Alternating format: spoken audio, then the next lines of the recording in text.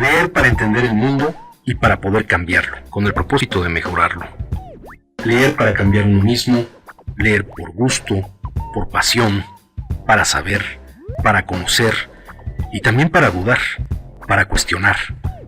Letras militantes. Comenzamos. Muy abundante es el material que existe para el estudio del conflicto religioso en México durante los años de 1926 a 1929. Sin embargo, pocas son las obras que pueden dar una idea más o menos exacta de lo que realmente fue ese movimiento social, de las razones que indujeron tanto al gobierno como a los grupos católicos a asumir actitudes tan radicales, de las características del movimiento cristero y de las consecuencias tanto internas como externas que el conflicto religioso trajo a nuestro país. Dentro de este material contamos con obras de índole histórico y biográfico, como novelas, con folletos y hojas de propaganda de un bando o de otro, pero casi todo es notablemente partidista, y por tanto solo puede proporcionarnos datos parciales, además de que por diferentes razones alcanzó a veces poca difusión, y de cualquier forma casi no se ha conservado. Para este trabajo he procurado tomar en cuenta debidamente todas esas fuentes, y he hecho lo posible por apreciarlas en su verdadero valor. No obstante, he tenido además la oportunidad de poder consultar un archivo que es de importancia decisiva para el estudio del conflicto religioso a que nos referimos y que por distintas razones no había sido conocido. Me refiero al archivo de la Liga Nacional Defensora de la Libertad Religiosa, que por primera vez se está estudiando en su totalidad y el cual me encargó seleccionar el profesor Wigberto Jiménez Moreno, jefe del Departamento de Investigaciones Históricas del Instituto Nacional de Antropología e Historia, para que pudiera ser microfilmado. Al realizar este trabajo pasaron por mis manos documentos originales valiosísimos y la mayor parte de ellos desconocidos. Naturalmente, en el estudio que ahora presento, no he podido aprovechar toda esa colección de documentos que es muy abundante, ni he tomado en cuenta todos los datos que ella puede proporcionar, pero sí he procurado basarme principalmente en ellos y aprovecharlos debidamente. Voy a analizar los acontecimientos que ahora me propongo estudiar, no con el criterio de las personas que los vivieron, sino como miembro de la generación a la que pertenezco, y de acuerdo también con las variaciones naturales que la evaluación de dichos acontecimientos han sufrido de generación a generación, y con la plena conciencia de quien vive sus consecuencias. Bienvenidas, bienvenidos a otra emisión de Letras Militantes. En esta ocasión vamos a abordar un texto muy interesante. Se titula La Guerra Cristera, aspectos del conflicto religioso de 1926 a 1929, y es de una autora que se llamaba Alicia Olivera Sedano.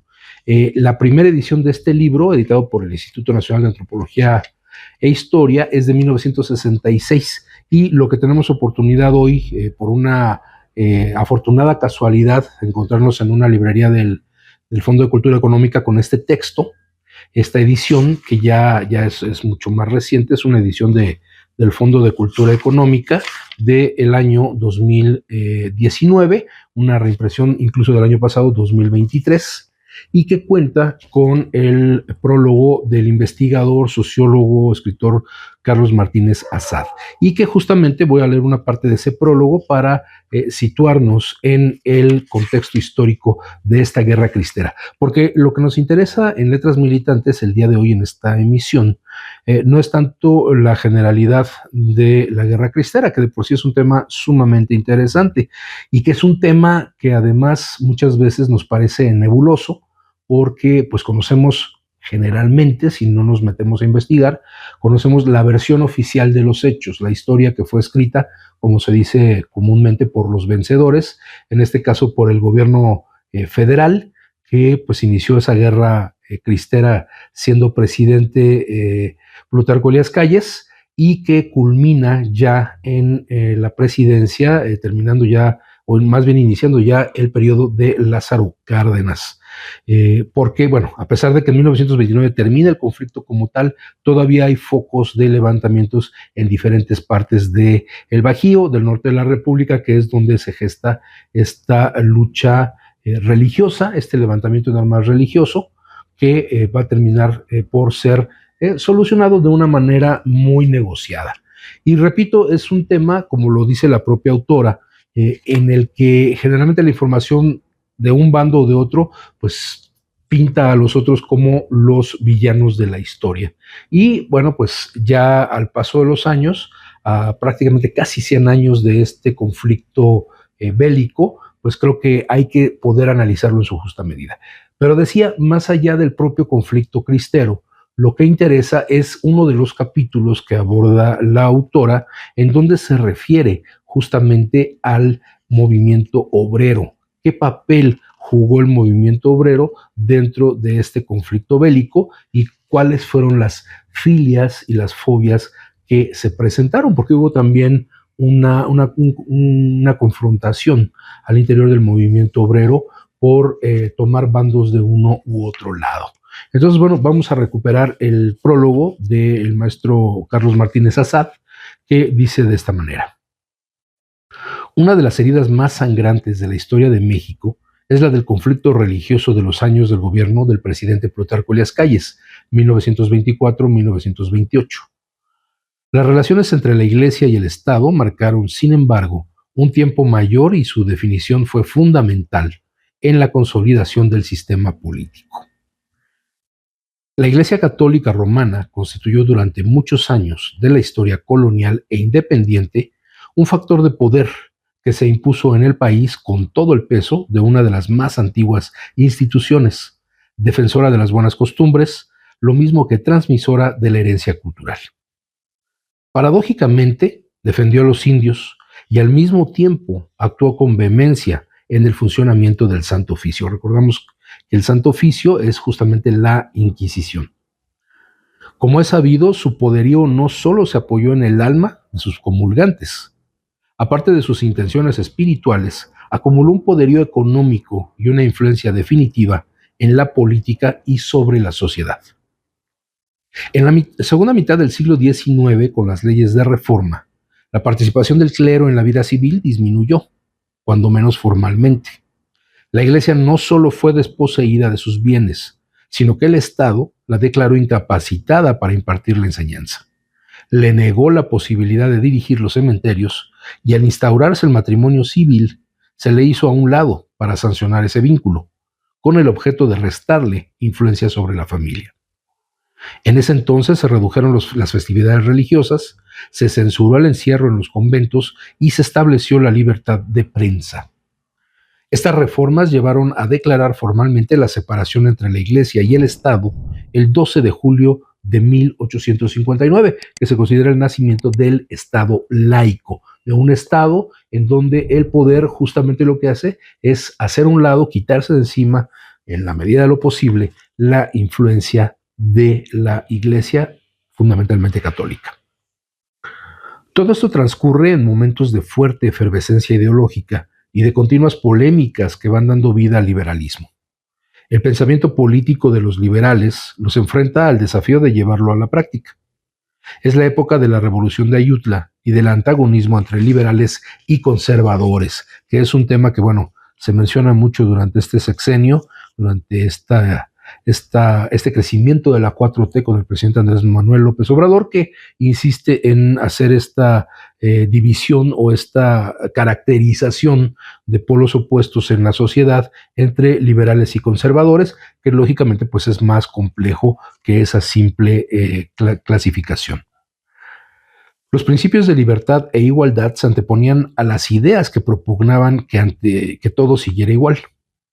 Los liberales vencen y luego resisten, antes de triunfar a la intervención francesa, apoyados por un pueblo que busca la identidad a través de la nacionalidad. Este es un tema también muy interesante porque el siglo XIX es justamente esa búsqueda de la nacionalidad, de la identidad nacional, después de un proceso de lucha por independizarse del Reino de España y para poder volverse autónomos en muchos sentidos que, bueno, francamente, pues no se han terminado de concretar en la historia reciente de nuestro país. Así, el liberalismo se identifica con el federalismo. La nación adquiere un perfil más definido. La libertad y la igualdad consiguen un rango constitucional. La sociedad se seculariza y el móvil de la democracia se hace presente para dar a la vida política un sentido más acorde con los tiempos nuevos, que era justamente el romper con esta vida tradicional que venía imponiendo la Iglesia Católica. Hay un dato muy interesante, esperemos pronto en alguna otra sesión poderlo analizar a fondo, pero recordemos el papel de la Iglesia durante el conflicto independentista 1810-1821 o 1824, como se quiera ver. El caso es que en esta guerra de independencia, la Iglesia Católica se divide francamente entre quienes pues apoyan a la corona española y quienes se rebelan directamente junto con el cura Miguel Hidalgo, con el cura José María Morelos y Pavón y con otros personajes de la Iglesia Católica muy cercanos al pueblo, que son los que impulsan este deseo libertario, bueno, que originalmente era el traerse la corona acá y tener una libertad más grande que el ser simplemente una colonia del Reino de España. Y 100 años después, durante el conflicto 1910-17, en la Revolución Mexicana, el papel de los clérigos va a ser completamente opuesto. No va a haber esta división, o por lo menos no va a ser tan visible esta división entre los curas que apoyan al movimiento revolucionario y los curas que están en contra. La mayoría se presenta en contra, la mayoría está a favor del porfirismo o de quien esté en el poder en ese momento, que mantenga las cosas de manera estable. Entonces hay un vuelco muy interesante que va a tener lugar seguramente, haciendo un análisis más a profundidad, durante estos mediados, esta mitad del siglo XIX, cuando tiene lugar la guerra de reforma y la separación entre el Estado y la Iglesia. Pero bueno, ya habrá ocasión de analizarlo más a fondo y de poder tener más claro cómo se da esta transformación de estos clérigos rebeldes, de estos clérigos pues que realmente buscan que se independice la mente de los mexicanos. Sin manifestarse contrario a la política liberal, el general Porfirio Díaz asumirá una política de conciliación, claro, todo esto lo decimos entre comillas, entre la Iglesia y el Estado, por la necesidad de unidad que, como vislumbra, se requiere para mantener la paz y evitar cualquier agresión externa.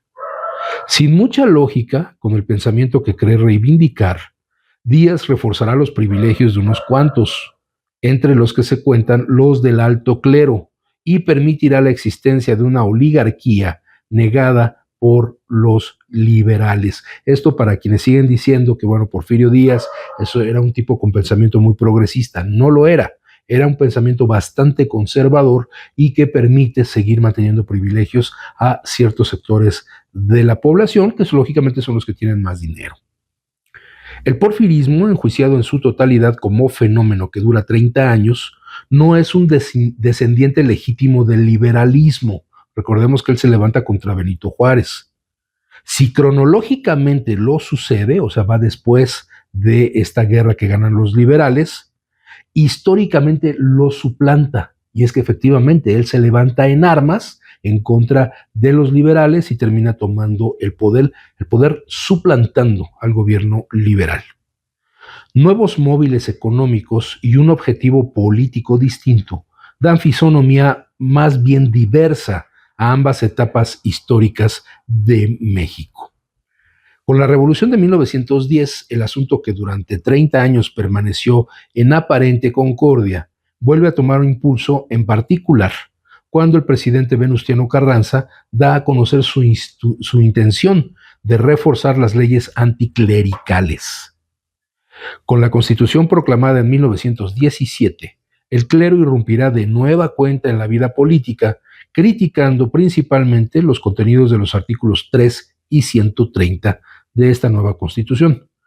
Con su discusión se afianzará la corriente jacobina, que insistía en la necesidad de abandonar la idea de neutralidad de la enseñanza concebida por los constitucionalistas de 1857. A los jacobinos se les llamaba así porque eran gente que estaba en contra de la Iglesia. Ya más adelante abordaremos por qué se da este término de jacobino.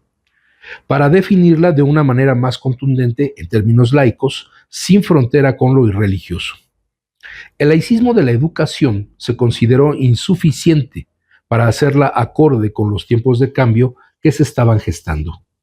Si se deja la libertad de enseñanza absoluta, decía el diputado constituyente Francisco J. Mújica, para que tome participación en ella el clero, con sus ideas rancias y retrospectivas, no se formarían generaciones nuevas de hombres intelectuales y sensatos.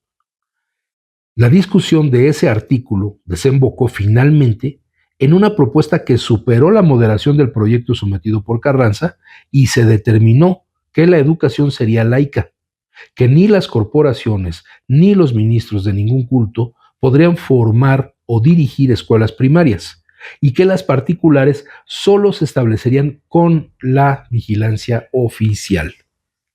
Respecto al artículo 130, quedaría de hecho como estaba formulado en la Constitución de 1857, que era el artículo 129, y en él se define el matrimonio como contrato civil. La ley no reconoce personalidad alguna a las iglesias. Estas solo se crearían con la autorización y con la vigilancia del gobierno. Se prohibía al clero participar en política. Solo los mexicanos por nacimiento podían dedicarse al culto. Se impedía al clero asociarse para fines políticos y se dejaba a las legislaturas estatales determinar el número máximo de ministros de culto. Como se ve, efectivamente, la Constitución de 1917 tiene una mano muy apretada sobre el clero porque se conocían las consecuencias de darle libertad al clero. Se conocía un siglo XIX de excesos por parte de las iglesias y que hoy todavía perviven. A pesar de lo que vamos a leer y que vamos a conocer sobre la guerra cristera, los excesos y lo que ocurrió, esta división entre el Estado y la iglesia nunca llega a concretarse al 100% como lo quería el Estado, y eso lo podemos ver todavía en muchas poblaciones, en muchas localidades, en donde, por ejemplo, la misa católica además, se transmite a través de megáfonos que están por todo el pueblo, afuera de la iglesia, y entonces prácticamente toda la población está obligada a escuchar la misa católica, lo cual pues tampoco es muy conveniente. Sabemos que finalmente la educación privada en muchas instituciones hay todavía una presencia fuerte de la Iglesia Católica, por no hablar además de la Iglesia Protestante, que en el siglo XX logra alcanzar una fuerza preponderante, importante, también en las cuestiones educativas e incluso en las cuestiones políticas, como vimos con partidos políticos que tuvieron cercanía tanto con Felipe Calderón como con Andrés Manuel López Obrador. En fin, vamos a ver que finalmente la iglesia, después de este conflicto bélico, tampoco va a ser derrotada o aniquilada su participación en la vida social y política de nuestro país. Esto todavía dio para muchas cosas más. Por supuesto, la reacción del clero ante las decisiones del constituyente de Querétaro fue de desconocimiento y desacato, como la carta firmada por varios obispos en el destierro y aprobada por el delegado apostólico y por el Papa. Casi 10 años después, con la reedición de esta misma carta, el conflicto entre la Iglesia Católica y el gobierno se desató. El 27 de enero de 1926, el Universal publicó un documento donde el arzobispo de México, don José Mora y del Río, se pronunciaba apoyando la protesta del episcopado del 24 de febrero de 1917, principalmente contra las cláusulas del artículo 130 constitucional. Los conflictos derivados de la decisión de Carranza surgieron en los años previos a la Constitución de 1917, cuando el primer jefe, que así se le conoce a Carranza, auspició que se reglamentaran los cultos en el país. La autora, Alicia Olivera Sedano, reseña en este libro los decretos que con ese efecto se dieron en el año de 1914 en Nuevo León, en el Estado de México, en Campeche y en otras entidades federativas. En 1918 se decretó en Coahuila que habría 3 ministros de culto en cada población. En Jalisco se establecía 1 por cada templo abierto o por cada 5,000 habitantes. En 1919, en Sonora, el número se limitó a 1 por cada 10,000 habitantes y en Tabasco a 1 por cada 30,000. Pueden ser condiciones que parezcan chocantes, que parezcan excesivas, que limitan la libertad religiosa en el país, pero recordemos nuevamente, los alcances del poder religioso en nuestra sociedad y sobre todo de dónde vienen ya dirigidos. Esto no es una política religiosa que se genere en nuestro país, sino que son instrucciones que vienen, bueno, pues de una instancia jerárquica más alta que es o que se ubica en el Vaticano y que normalmente es la que dice cómo se tienen que hacer las cosas, a pesar de la, llamémosla, tropicalización o adaptación a nuestras tierras de muchas de las ideas de la Iglesia Católica Europea. Finalmente el Vaticano es quien tiene la última palabra en la organización del clero en México. Las acciones del gobierno chocaron contra el muro que levantó el pueblo católico, anteponiendo principios opuestos resultantes de las distintas herencias del periodo de construcción de la nación mexicana. Al conflicto se le llamó cristero, con el apelativo con que fueron conocidos los combatientes que al grito de ¡Viva Cristo Rey! Incidieron en una de las crisis más profundas de los gobiernos postrevolucionarios. Los cristeros actuaron convencidos de hacerlo por una causa justa, defendiendo su fe amenazada y las creencias de sus antepasados. Fue una lucha secundada por sus hijos, sus mujeres, sus padres y sus abuelos, es decir, familias enteras coincidieron en un mismo propósito, no exento de paradoja: conservar su mundo espiritual en una lucha terrena. La designación peyorativa no amedrentó a los cristeros, al contrario, les dio cohesión y unidad como grupo. Por ello, el libro de Alicia Olivera Sedano lleva como subtítulo Aspectos del conflicto religioso de 1926 a 1929, el más adecuado para describirlo en 1966, que es cuando se publicó. Tuvo que transcurrir el tiempo para que los actores de ese proceso encontraran el nombre que desde la academia reivindicara su movimiento, la cristiada, que es también como conocemos a este movimiento armado. Uno de los atributos del libro que se presenta es el de haber roto la conspiración del silencio que se le impuso a uno de los episodios más dramáticos de la historia reciente del país. Conspiración en la que se han enclaustrado los movimientos de los vencidos. Para su reconocimiento historiográfico tuvieron que pasar 40 años, quizá porque no se había captado que eludirlo dejaba un vacío en la interpretación de la herencia liberal del Estado mexicano y de su tránsito hacia la modernización. Todo ello no indica que las vivencias de este conflicto se hubieran olvidado por los participantes o por sus herederos ideológicos, al contrario. Las festividades y rituales recrearon una memoria colectiva que tuvo como epicentro el Cerro del Cubilete en el estado de Guanajuato y como mejor medio difusor el púlpito, sin olvidar algunos periódicos parroquiales y revistas de alcance regional y a veces nacional, empeñados en divulgar la tradición conservadora. La aparente contradicción entre lo moderno y lo tradicional, por más que parezca esquemática, explica la fusión de las distintas tendencias históricas que incidieron en la construcción del México de nuestros días, porque finalmente, tanto los vencidos como los vencedores tuvieron argumentos que permiten, si no justificarlos, cuando menos entenderlos. La Iglesia defendió los espacios que la reglamentación de los preceptos constitucionales le arrebataba. Por eso, su desacuerdo con lo que se conoció como la Ley Calles. Su bandera fue apoyada por un pueblo que había tenido en el cura de cada parroquia un guía para normar su vida y aprender de él sobre su conducta como católico y, ¿por qué no?, como ciudadano. Esto, pues, lógicamente es cuestionable. El clero, influía tanto en la educación informal como en la formal. A través de sus concepciones se explicaba el mundo y se conocían los aspectos más diversos de la cultura. En ese sentido, el sacerdote cumplió con las funciones del intelectual tradicional que teóricamente definió Antonio Gramsci. La relación entre la iglesia y el pueblo fue tan arraigada que éste salió en su defensa cuando se creyó que su presencia en la tierra peligraba, porque esto fue lo que también se habló, ¿no?, de que había un plan, una conspiración internacional de pues todos los que ahora formaban parte de la iglesia protestante, particularmente en Estados Unidos, que había un plan global para destruir a la iglesia católica y que entonces había que ponerla a resguardo, con todos sus defectos. Por su parte, el Estado se empeñaba en transitar por el camino de la modernización y la secularización de la vida social era indispensable para alcanzar el objetivo de orientar a la sociedad hacia su institucionalización.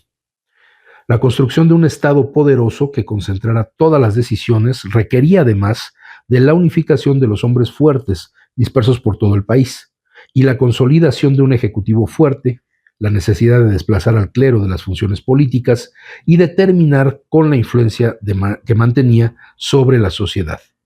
Pero, para terminar con la inestabilidad política y hacer a un lado los obstáculos para la reorganización de la economía, se debía poner coto a las aspiraciones de las distintas facciones que componían al ejército y a los sueños de poder de los caciques regionales, y concentrar el poder para evitar su fragmentación.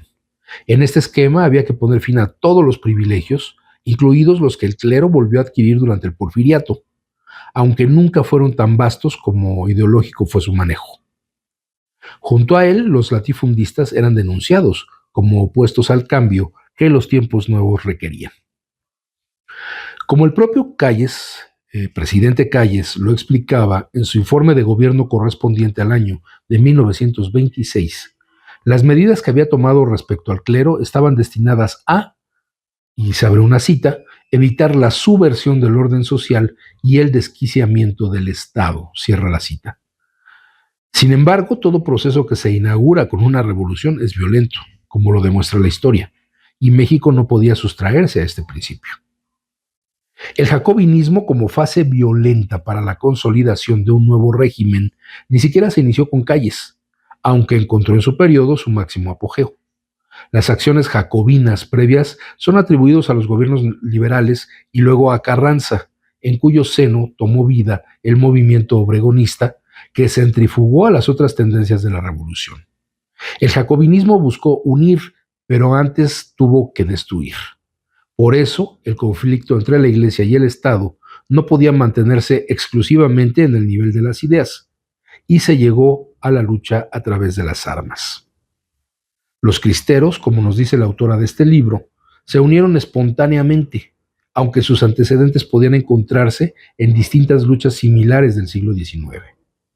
Ese espontaneísmo los fue uniendo a lo ancho del país, levantándose primero en Zacatecas, en el sur de Coahuila, en Jalisco y en Guanajuato, así como en San Luis Potosí, respondiendo al plan promovido por René Capistrán Garza. Esperaron luego el apoyo de los católicos de otros países y de otros continentes, que nunca llegó.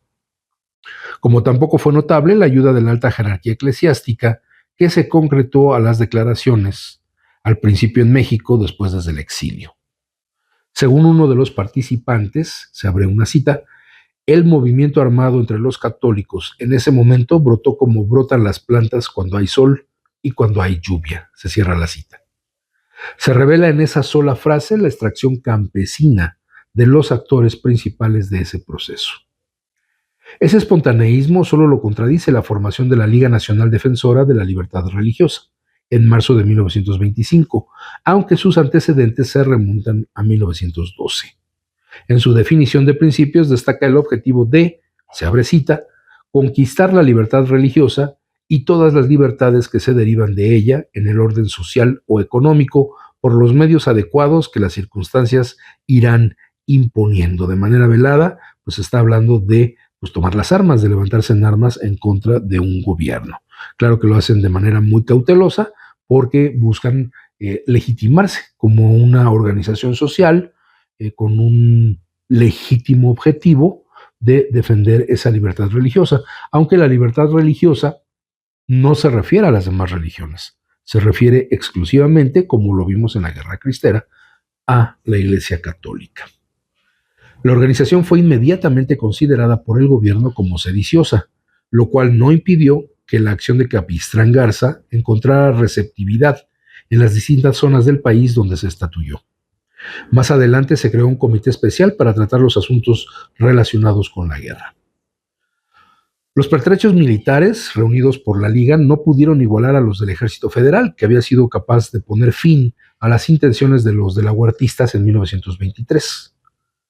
Por una parte, el ejército de Amaro, de Zedillo, de Almazán y de Cárdenas pudo cubrir varios frentes, cuando en 1927 aumentó la ofensiva cristera.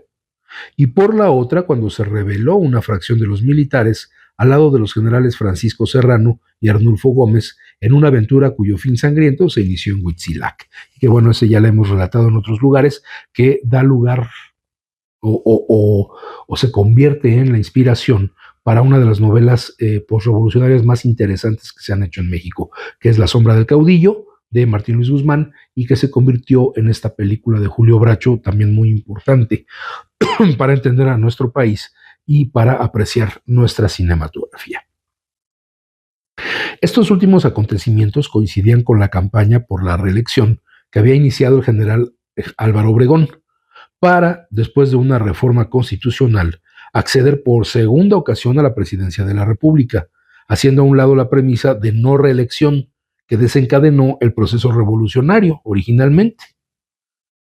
Varios atentados contra el triunfador de Celaya, atribuidos a los católicos, propiciaron un mayor enardecimiento y más medidas anticlericales por parte del gobierno. Sin embargo, Obregón fue finalmente abatido por el arma de un fanático católico en julio de 1928, cuando la expresión armada del conflicto estaba en auge. Justamente al finalizar ese año, Enrique Gorostieta y Velarde, que sería el estratega más profesional de los cristeros, fue nombrado jefe militar del movimiento libertador. En lo político, el conflicto entre los obreganistas y los callistas se hizo evidente. Calles superó la crisis concertando alianzas y recurriendo a los mecanismos institucionales implantados durante su régimen, lo cual se demostró con la propuesta de nombrar a Emilio Portes Gil, presidente interino, encargado de convocar a nuevas elecciones. Mientras tanto, la Liga Defensora de la Libertad Religiosa se reestructuraba, dejando todo el mando y otras importantes facultades al jefe militar, llamado también general en jefe de la Guardia Nacional de los Cristeros. Para entonces parecía ampliarse la distancia entre el brazo militar del movimiento cristero y la alta jerarquía eclesiástica que, aunque inicialmente mostró su acuerdo, ahora dejaba solos a los combatientes en una guerra que no era suya. El episcopado mexicano había comenzado a buscar algunos acercamientos con el gobierno para llegar a una solución negociada, por medio de la cual se toleraría su ministerio y le serían devueltos algunos templos y otros edificios que el culto requería. Sin embargo, unos cuantos obispos siguieron apoyando a los ligueros y se pronunciaban por continuar la guerra.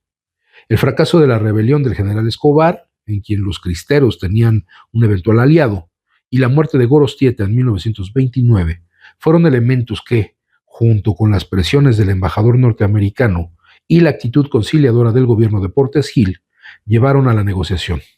Los arreglos, entre comillas, entre la Iglesia y el Estado se firmaron el 21 de junio de 1929. Entonces, en resumidas cuentas, en este muy apretado resumen que hace Carlos Martínez Assad, bueno, pues tenemos este conflicto cristero que viene desde el siglo XIX, que fue ganando adeptos, que fue perdiendo fuerza por el mismo estira y afloja que se da con el gobierno, y que tiene que ver también con pues todas estos rumores de esta grilla, de esta lucha interna, lucha intestina por el poder, que incluso va a confrontar al propio Obregón, que se había reelecto, con Plutarco Elías Calles, a quien en las leyendas urbanas se le acusa directamente de haber propiciado el asesinato de Obregón en el Parque de la Bombilla en San Ángel.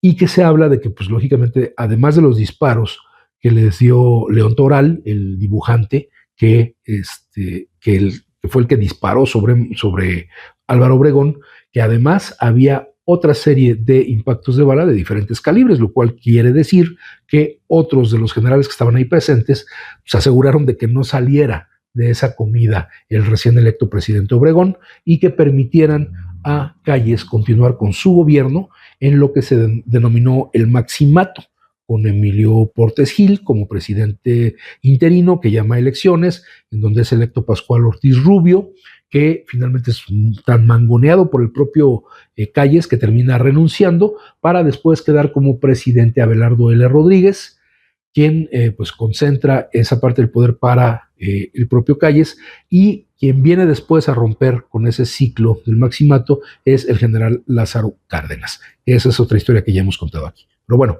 vámonos a una pausa musical a cargo de nuestro compañero Carlos Villanueva con su música original escrita, arreglada e interpretada por él. Y regresando de esta pausa musical, continuamos con Letras Militantes. En un momento continuamos. Estás escuchando Letras Militantes.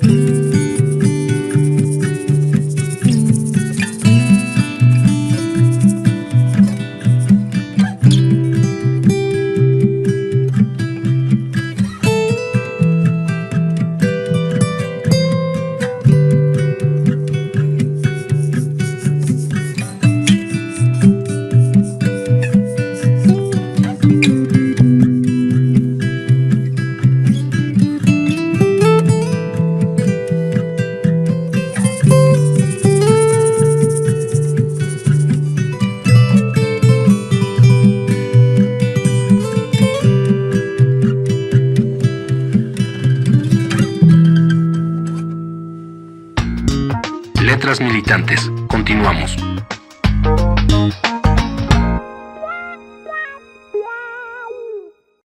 Ya estamos de vuelta en Letras Militantes con La Guerra Cristera, aspectos del conflicto religioso de 1926 a 1929, de Alicia Olivera Sedano. Ya en la primera parte hicimos un recorrido muy rápido, pero yo creo que muy adecuado de cómo caracterizar la Guerra Cristera, de dónde viene, cómo se desarrolla y finalmente cómo termina. Sin embargo, bueno, pues el libro es todavía más amplio, nos da más elementos para conocer cómo se fue formando este movimiento cristero. Y como decía yo al principio del programa, lo que nos interesa es la participación de la clase obrera, porque tuvo participación en el desarrollo de estos hechos que estamos relatando a través de este libro. Y bueno, uno de los capítulos justamente se dedica a eso. Este capítulo se titula Antecedentes lejanos y del movimiento social y político de los católicos en México, y va de 1895 a 1914, como para dar un antecedente más concreto. Y el subtítulo de este, o el subtema que trata este capítulo, es la repercusión de la encíclica Rerum Novarum y los congresos católicos. Bueno, antes de entrar a esto, había comentado en el segmento anterior sobre los jacobinistas y qué era el jacobinismo. Bueno, el origen está en la Revolución Francesa, se le llamaba un club, un grupo político de activistas, pensadores, escritores, políticos que defendían el carácter republicano de la Revolución Francesa. Incluso a veces por su carácter tan radical se les confundió con toda esta etapa del terror de Robespierre, de que bueno, se dedicó a llevar a la guillotina a todos los que se sospechaba que eran conservadores. Pero bueno, el Club Jacobino lo que pelea es justamente esta concreción de la República, del voto universal, de la democracia y pues lógicamente de la autonomía de un Estado fuerte. Y este Estado fuerte pues tenía que independizarse de la hegemonía de la Iglesia, en este caso de la Iglesia Católica, en Francia durante la Revolución. Entonces, bueno, a esos se les conocía como los jacobinos, y el jacobinismo fue una manera de designar a quienes en política pues pugnaban justamente por estas posiciones más liberales, independientes de la Iglesia, de un Estado fuerte, de un Estado democrático y de un Estado primado por el voto universal, secreto y directo de la población. Bueno, hecha esta aclaración, entramos al tema de la repercusión de esta encíclica Rerum Novarum. Vamos a ver en el transcurso de la lectura en qué consiste esta encíclica, que sabemos que las encíclicas son como el mandato de un papa en un momento particular de la historia, que tiene por objeto hacer adecuaciones al dogma cristiano o orientar a este dogma cristiano respecto a ciertas necesidades contextuales del contexto histórico pues, en el que se está viviendo. Puede afirmarse que las actividades cívicas y políticas de los católicos en México hasta el año de 1911, o sea, cuando se declaró fundado el Partido Católico Nacional, casi no existían. Durante la dictadura del general Porfirio Díaz, el grupo católico se concretó a trabajar por medio de la Asociación Social Católica. Se organizaron grupos, sociedades mutualistas y diversos círculos de obreros con fines y procedimientos muy moderados en comparación con los grupos de obreros también, pero de cariz socialista, que existían al mismo tiempo. Y sobre esto escribe Vicente Lombardo Toledano en la revista Futuro, y hay otro texto que habla sobre la historia del movimiento obrero en México. Es importante porque muchos textos más modernos hacen como que muy poco trascendente el papel de los obreros católicos que se organizaron a principios del siglo XX. Pero bueno, aquí hay como que un poquito, se escarba un poquito más en esa situación y es interesante conocer qué fue lo que ocurrió con ellos. El profesor Moisés González Navarro distingue en las actividades de la Iglesia Católica Mexicana, frente al problema obrero, dos momentos separados. Por la publicación en 1891 de la encíclica Rerum Novarum, el primero entre 1877 y 1891, en que los católicos mexicanos defendieron la vieja doctrina de la caridad, y el segundo de 1891 hasta la caída del régimen de Porfirio Díaz en 1910, en que se acogieron a los principios del catolicismo social, así llamado por ellos, cimentado en la doctrina que el Papa León XIII dio a conocer en la encíclica Rerum Novarum, punto de partida de un nuevo movimiento católico social. Es decir, esta encíclica también se va a hacer referencia a lo largo del texto, pero tiene que ver con que, digamos que la Iglesia toma conciencia de que los obreros, los trabajadores, tienen un papel muy importante dentro del desarrollo de la sociedad. Por lo tanto, muchos de estos obreros, al ser creyentes católicos, pues deben utilizar también su fe cristiana para impulsar cambios sociales que beneficien a los trabajadores, es decir, que haya un mejor trato, una mejor relación con los patrones, que no los agarren a latigazos, que no los asesinen o desaparezcan, que tengan mejores condiciones económicas, de salud, etcétera, ¿no? Digo, un poquito exagerando, pero básicamente eso es de lo que se da cuenta la jerarquía católica hacia finales del siglo XIX, y no es gratuito. No es gratuito porque estamos hablando de un siglo XIX que a mediados va a haber el nacimiento de un movimiento socialista mucho más fuerte, que finalmente va a culminar con la creación de la primera internacional a partir del manifiesto del Partido Comunista, escrito por Marx y Engels, a partir del trabajo que ellos hacen en Europa, con Estados Unidos, y pues la difusión de toda esta información que empieza a generar un movimiento organizativo de los trabajadores y las trabajadoras a nivel global, para justamente emancipar a los trabajadores, a las trabajadoras, y conseguir mejores condiciones de vida.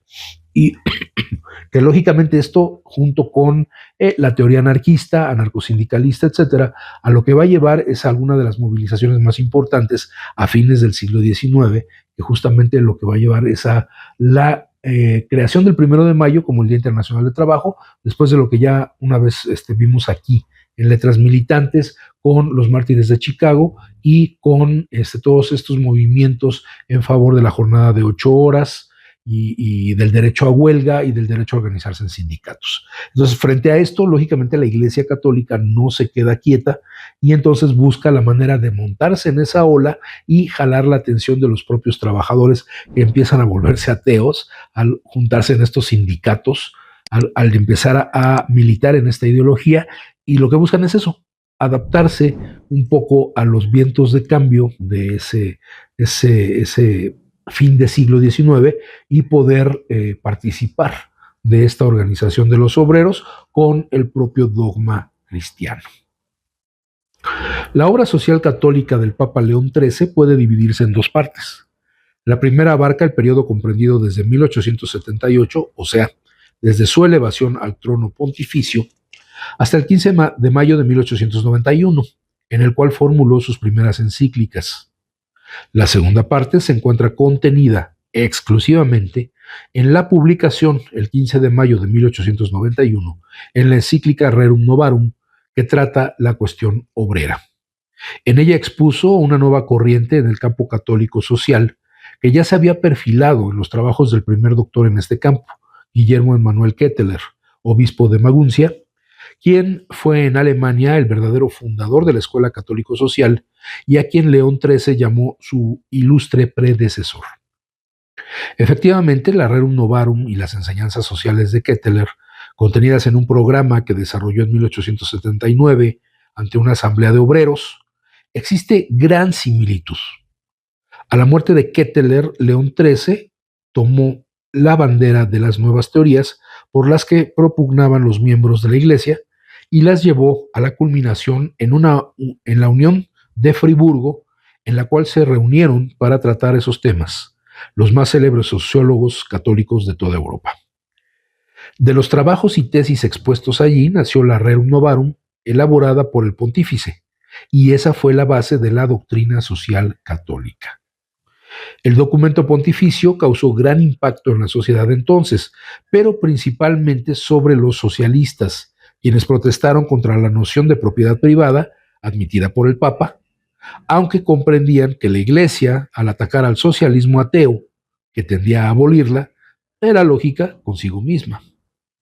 Entre los liberales se combatió también el documento desde sus bases, alegando que la Iglesia debía circunscribirse al culto y el Papa no debía apartar los ojos del cielo, dejando al Estado la misión de intervenir en los conflictos de la producción y el trabajo para defender la justicia. Sin embargo, la evolución natural había marcado ya un nuevo paso en el campo de la doctrina católica, el social, desde el cual empezaron a trabajar los católicos en toda Europa. Curiosamente, en México no encontramos bases para afirmar que la influencia del documento pontificio en las cuestiones sociales hubiera sido inmediata. Aunque aquí se imprimió su texto desde 1891, quizá no fue sino hasta 1895 cuando los católicos empezaron a comentar el contenido de la encíclica. El primero, aparentemente, que aludió a ella con cierta amplitud fue el orador y periodista Trinidad Sánchez Santos, quien en un discurso pronunciado el 7 de marzo de 1895 hizo un análisis del documento en un estilo literario que podríamos calificar de declamatorio, usual entre los oradores de aquel tiempo. Consideró la encíclica como la única salvación del género humano al afirmar que, y esto es lo que dice Sánchez Santos, en medio de tan universal ausencia de energías y de resistencias, de tan universal trastorno de proyectos, cuando ante el cataclismo y el terror social el Estado bambolea, la ley se acobarda y la ciencia se rinde, he aquí, señores, que aparece una columna invulnerable y luminosa, cual la que guió la peregrinación mosaica a través del desierto. Todas las miradas de las naciones se vuelven a ella, todas las esperanzas, cual palomas perseguidas, vuelan a posarse en su cumbre eminente.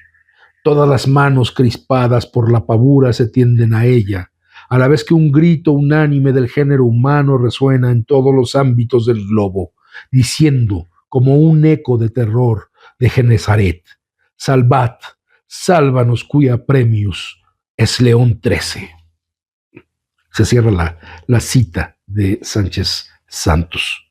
7 años después, el mismo autor dice: León XIII ha salido al frente con energía de santidad, con asombrosa independencia de criterio, con valor y hasta alguno dijera, con temeridad de sabiduría, dio un golpe de muerte al sancionar la democracia francesa y declarar que toda forma política de gobierno, con tal que sea moral y que no ataque los derechos de la Iglesia, cabe dentro de la esfera del Evangelio.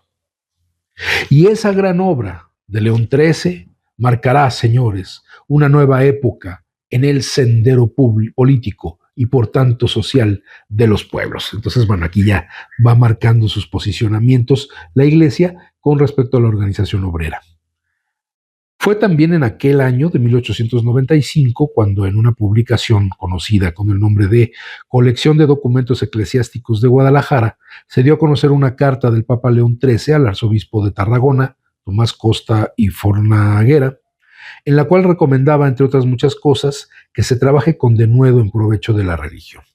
Y se añadía: alabamos, por lo tanto, en gran manera e inculcamos que se celebren frecuentes congresos, que se publiquen periódicos en todo conformes a las reglas prescritas por la sede apostólica y que dejen a salvo el respeto que se debe a los que ejercen autoridad, que se fomenten las asociaciones de trabajadores y otras obras semejantes, pero con muchísimo más encarecimiento exhortamos a los católicos a unirse cada vez más estrechamente al pontífice romano, que en la tierra tiene las veces de Cristo nuestro Señor. Y en otra carta del mismo Papa, dirigida a los arzobispos y obispos de los Estados Unidos de la América del Norte, fechada el 6 de enero de 1895 y publicada en la misma colección, se mencionaba la encíclica y se asentaba como punto importante para la conservación de la fe, que los católicos deben asociarse preferentemente con los católicos, a menos que les sea preciso obrar de otra manera. A la cabeza de su asociación así formada, pónganse sacerdotes o seglares de autoridad y buenas costumbres, y bajo la dirección y consejo de ellos, esfuércense en realizar pacíficamente lo que parece útil a sus intereses, al tenor principalmente de las reglas que consigamos en nuestra encíclica Rerum Novarum. O sea, ya planteando cómo debe ser la organización en estas asociaciones de trabajadores católicos. También Moisés González Navarro, en su trabajo anteriormente citado, señala que los primeros esfuerzos en el campo católico social mexicano, influidos por la doctrina de León XIII, aparecieron desde el año de 1895. A partir de la aparición de la Rerum Novarum, dice, algunos católicos empezaron a aplicar el pensamiento de León XIII a la realidad mexicana. Entre otros señala a J. de Jesús Cuevas, que pedía que los latifundistas no consideraran a sus peones como cosas accesorias a sus ganados y que los industriales no pagaran a los obreros su salario con hambre y tuberculosis. Como Ramón Ibarra González, obispo de Chilapa, Guerrero, que pidió en 1895 que los ricos, reviviendo el apostolado seglar, ayudaran a las misiones indígenas. Como Atenógenes Silva, obispo de Colima, que pedía se crearan talleres cristianos y asociaciones obreras para conseguir no la absurda igualdad aritmética de todos los hombres, sino la geométrica o proporcional factible y verdadera, en el sermón que pronunció el 20 de febrero de 1897 en la Catedral de Guadalajara con motivo de la tercera sesión solemne del Concilio Provincial de la misma ciudad. O sea, es genial lo que dice Atenógenes Silva, este obispo, que dice que no tiene que haber una igualdad aritmética de todos los hombres. O sea, usa las matemáticas para adornar un discurso en donde dice, no se trata de que todos sean iguales, sino que sean proporcionales, ¿no? O sea, hay que respetar las diferencias que existen entre trabajadores y entre los trabajadores y los patrones, ¿no? Es la forma de irse adaptando justamente a esto que está empezando a despuntar, que ya ha logrado grandes victorias a nivel global, a nivel internacional, como es el movimiento obrero organizado. Entramos ya a un tema más definido, que son los congresos católicos. La idea de instituir congresos católicos en México Existió desde 1885, cuando se proyectó celebrar uno el 8 de diciembre en la Ciudad de México con representantes de todos los estados de la República. Sin embargo, este congreso tenía más bien el fin de renovar el juramento del patronato guadalupano en México y no el de fomentar la obra católico-social. Fue hasta 1903 en que, inspirados en la célebre encíclica, la Rerum Novarum, tuvieron lugar varios congresos católicos sociales. El de Puebla fue el primero, qué raro, y se llevó a cabo del 20 de febrero al 1 de marzo de ese año. En este, el licenciado Miguel Palomar y Vizcarra, delegado de Jalisco, propuso por primera vez la creación en México de las cajas Raiffeisen. Se trató también sobre, vamos a hablar también, bueno, se va a explicar también qué son estas cajas, que bueno, son cajas de ahorro prácticamente, que venían de un modelo europeo. Se trató también sobre la creación de círculos de obreros que tendrían como fines principales, además de los de índole religiosa, el de difusión de los conocimientos técnicos necesarios para procurar el mejoramiento económico de aquellos, así como el problema indígena y el del establecimiento de escuelas de artes y oficios. El segundo Congreso Católico Social fue celebrado en Morelia del 4 al 12 de octubre de 1904. Sus fines fueron esencial y primariamente religiosos, pero se trató también la cuestión obrera, llegándose a los siguientes acuerdos: impartir la instrucción primaria a la clase obrera, establecer escuelas agrícolas de artes y oficios y de talleres, fundar círculos de obreros, patronatos y gremios, así como emprender una campaña contra los contratos de enganche que tan grande estrago hacían entre los campesinos de la República. El tercer Congreso Católico y primero Eucarístico se efectuó en Guadalajara del 19 al 28 de octubre de 1908. En él se adoptaron medidas en relación con el problema obrero, y después de confirmar las resoluciones de los congresos anteriores, se dieron las siguientes conclusiones: obligación del patrono de tratar al obrero como hombre igual que él; obligación del patrono de respetar en el obrero su dignidad personal, atendiendo a su sexo y edad; obligación de concederle el descanso dominical; obligación de crear escuelas para la instrucción de los obreros y sus hijos; obligación de los patronos de pagar a los obreros su salario íntegro y en dinero en efectivo. Además, se proclamó que, según las enseñanzas del pontífice León XIII, el justo salario individual nunca debía descender del salario mínimo y debía ser suficiente para el sostenimiento de un obrero honrado y sobrio; que el justo salario familiar tampoco debía bajar del mínimo bastante para que la familia de un obrero honrado y sobrio pudiera conservarse; que, por último, estos salarios debía encontrarlos el hombre y con suma justicia pedirlos a su patrono en cambio de su trabajo. O sea que a principios ya del siglo XX, la Iglesia Católica se da cuenta que el trabajador requiere ser tratado con dignidad, que se le debe pagar conforme al esfuerzo que vierte en la fuente de trabajo y que tiene derecho a un día de descanso, que no casualmente para estas organizaciones católicas resulta que es el domingo, día que pues tienen que dedicar a pues a Dios a través de la misa. Entonces vamos a ver cómo se va desarrollando pues toda esta manera de querer convencer a los trabajadores de que desde la propia organización pues podían incluso llegar a obtener los mismos beneficios que se obtenían desde los sindicatos ateos, los sindicatos socialistas. Fue una lucha que no les dio grandes frutos. Efectivamente, no tuvo la trascendencia de la organización obrera socialista, anarcosindicalista, que va a haber en México a principios del siglo XX, en las primeras 2 décadas del siglo XX. Finalmente va a quedar pues un poquito rezagado, incluso enterrada esta organización obrera católica, pero es muy interesante porque va cimentando esa base de una participación política de los católicos. Es decir, hay como que una serie de huellas que la Iglesia Católica va siguiendo de los socialistas. Y dicen, bueno, primero se organizan en sindicatos para defender sus derechos. Su derecho al salario, su derecho al descanso, su derecho a la salud, su derecho a la educación de su familia, beneficios, etc. Y después se dan cuenta que esta organización como trabajadores también puede dar lugar a una organización política.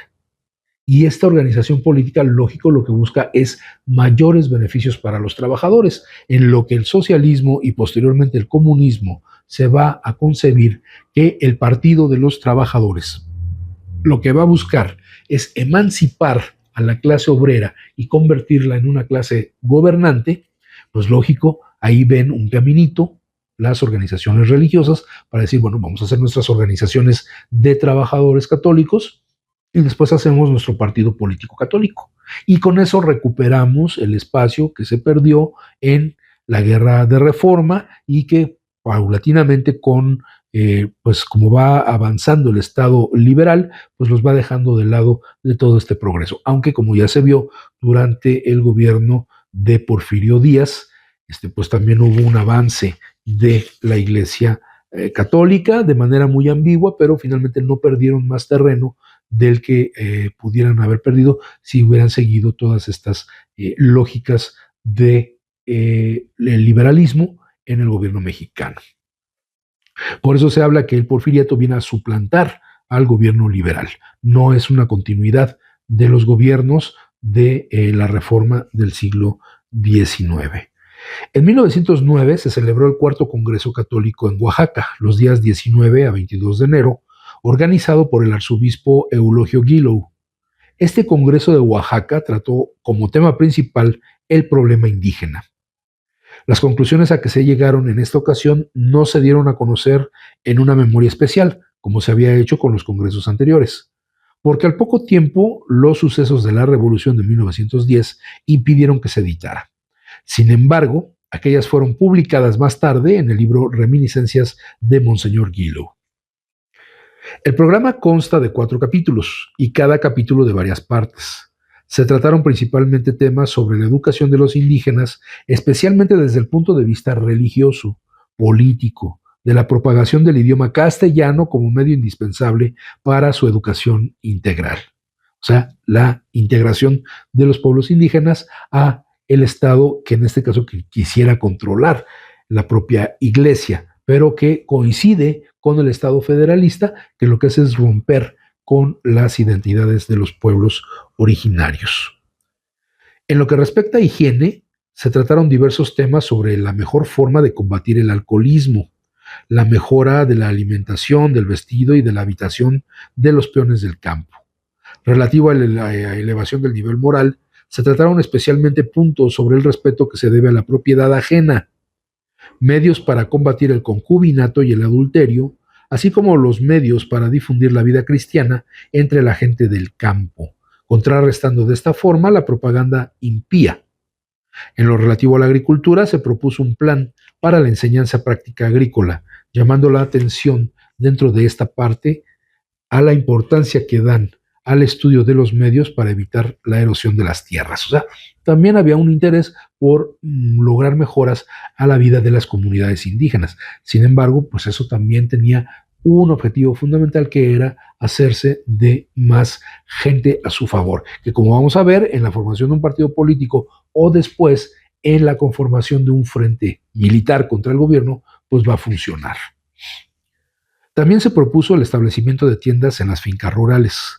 Se formularon planes para el mejoramiento y la elevación del nivel cultural de los trabajadores indígenas de las minas. Y por último, sobre el mejoramiento de los que trabajaban en las diferentes industrias, destacándose en ese capítulo lo relativo a la forma de evitar huelgas doctrinales y el que las ideas socialistas y comunistas se propagaran entre los obreros, así como los medios prácticos para hacer cesar las dificultades entre el capital y el trabajo. También se discutió sobre la fundación de círculos de obreros y el mutualismo. Y aquí es justamente en donde se ve esa verdadera cara de estas organizaciones católicas enfocadas a los trabajadores. Era convencerlos de que la lucha de los trabajadores, a través de su derecho legítimo a huelga, a través de las ideas de emancipación, fueran también cortadas de tajo. Y en esto, pues, también había una cierta relación con las partes más conservadoras de los gobiernos de aquel entonces, del Porfiriato particularmente. Este congreso, realizado en la ciudad de Oaxaca, tuvo especial importancia, ya que por primera vez en el México independiente se trató con amplitud dentro de una asamblea el grave problema de nuestra raza indígena, y se propusieron medios y soluciones que se pensaba eran los más adecuados para resolverlo. Junto a los congresos católicos sociales se celebraron los congresos agrícolas. De estos se efectuaron dos en Tulancingo, Hidalgo. El primero promovido por el doctor José Mora y del Río, obispo de la diócesis, y más tarde por el arzobispo de México. Celebraron sus sesiones en 1904. El segundo congreso se llevó a efecto también en Tulancingo en 1905 y en él se continuó la discusión de los temas presentados en el congreso anterior.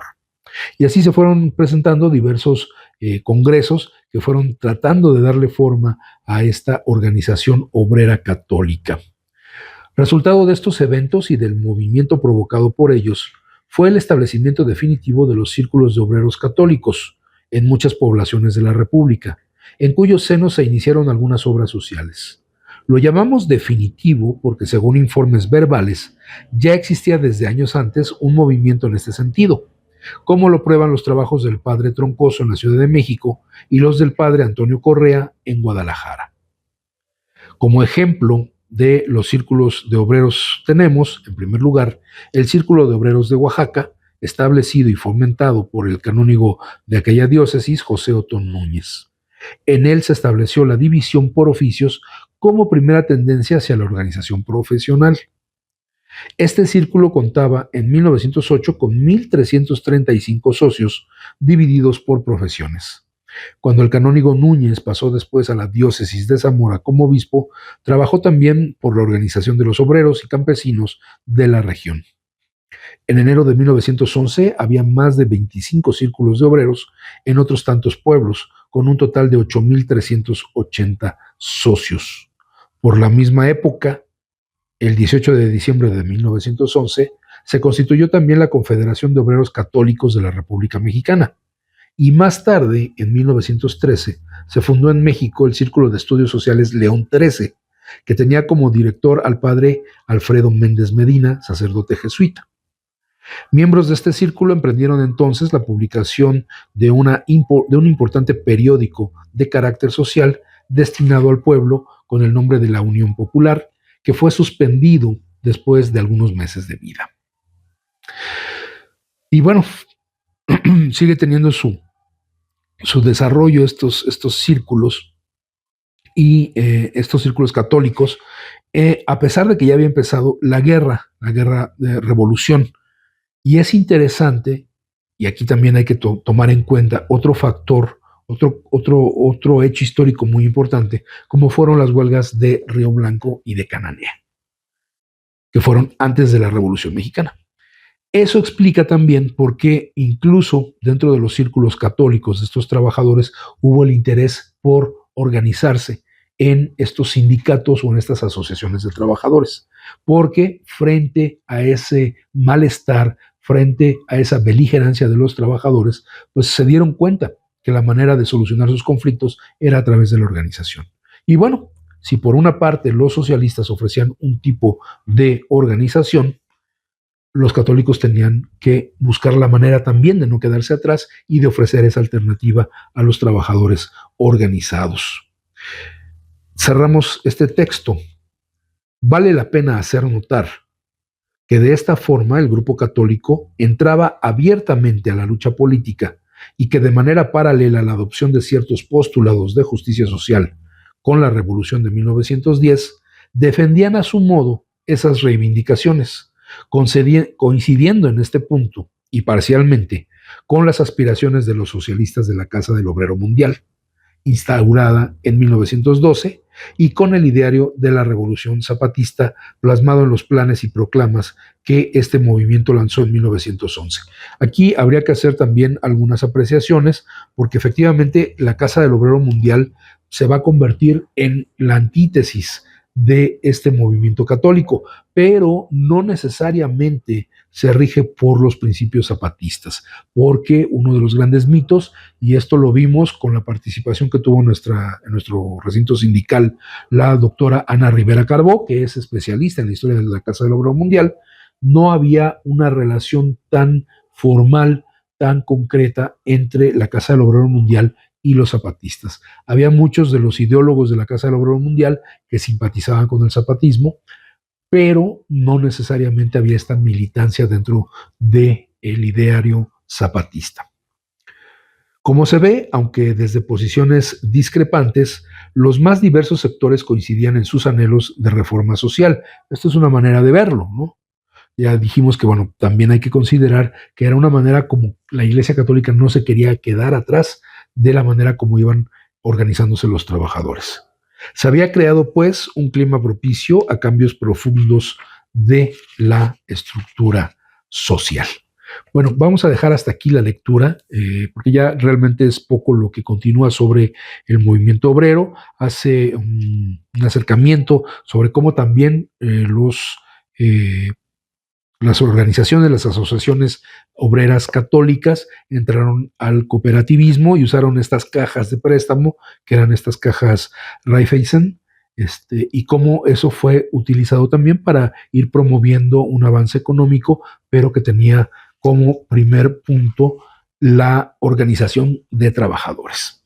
Y ya después pasa justo a la organización de un partido político que va a actuar de 1911 a 1914, que no va a tener pues mucho eco, aunque sí va a servir como base a esta organización que finalmente va a estallar en 1926 un conflicto armado contra estas reformas constitucionales que se hacen en 1917. Bien, es importante conocer todos estos puntos porque finalmente el obrero, la obrera, las y los trabajadores somos una parte fundamental del núcleo social. Aunque a veces se nos quiere separar, aunque a veces se quiere decir que la clase trabajadora cumple una función que no necesariamente tiene que ver con el desarrollo de lo social histórico, vemos aquí que efectivamente en la base de todo movimiento histórico, de todo movimiento social, está la gente que trabaja, la gente que pone su mano de obra, que pone su fuerza física, que pone su fuerza intelectual para crear una ganancia a un patrón y recibir un salario. Y entonces, por eso decía Marx que la historia de la humanidad es la historia de la lucha de clases, de ese enfrentamiento entre quienes quieren sostener lo que tienen a costa de la sangre de los que no tienen. Entonces, bueno, continuaremos abordando este tipo de historias para crear esta conciencia o ayudar a crear esta conciencia sobre el papel que tenemos las y los trabajadores en el desarrollo de los movimientos históricos. Por el momento sería todo aquí en Letras Militantes. Agradecemos el apoyo de Radio ESME, de quienes se encargan de producir el programa, particularmente ahora Gaby Barragán, que nos está echando la mano en la producción, a nuestra compañera Nate, y también a mis compañeras de la Prosecretaría del Trabajo, a Judith García, a Paloma Heredia, y a nuestro camarada Carlos Villanueva, que hace la música original para este programa. Por el momento es todo y nos vemos la próxima semana en Letras Militantes. Que tengan una excelente semana. Decía Samuel Smiles, el libro es una voz viviente, es una inteligencia que nos habla y que escuchamos. Acompáñanos en la próxima emisión de Letras Militantes, a través de Radio ESME, donde a los libros les damos la palabra.